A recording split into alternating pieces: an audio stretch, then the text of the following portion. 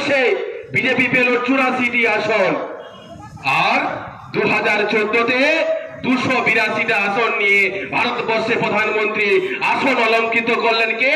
Narendra Damodar Das Modi.